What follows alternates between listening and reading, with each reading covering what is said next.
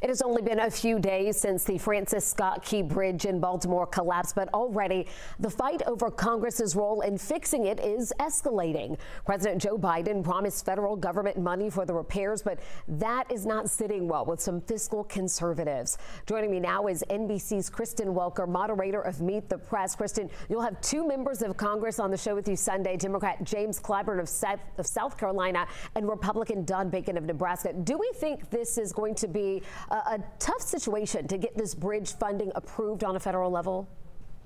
I do. I mean, look, the federal government has already approved $60 million in funds to deal with the aftermath of that tragic bridge collapse. That's a significant amount of money, but it is not the full amount that is estimated. And it's just an estimate. It's estimated that they could need as much as $1.2 to $2 billion.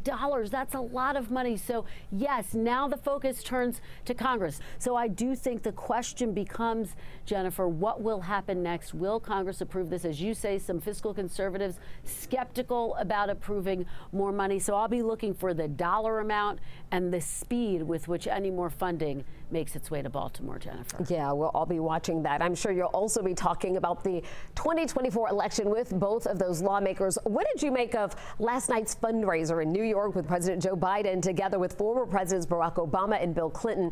Certainly a lot of star power out there and a lot of money being raised. A lot of money, an historic amount of money, more than $25 million.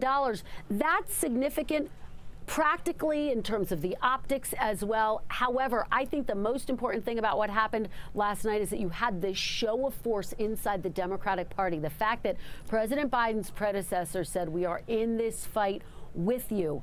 Could that make a key difference? As you know, President Biden is trailing not just nationally, but in some of these critical battleground states that he won back in 2020. He's got to win them back if he wants to win re-election. So could this make all the difference in 2024? We'll have to wait and see. I'll be curious to see how many campaign events both of these past presidents do. Where do they go? Where is their focus? Can they make a difference, not just in rallying and energizing the base, but in winning back some of those moderate and independent voters who seem, at least for right now, to be sitting on the sidelines? All right, we will be watching Meet the Press this Sunday and this weekend when our Braves take on your Phillies. Kristen, thank you so much.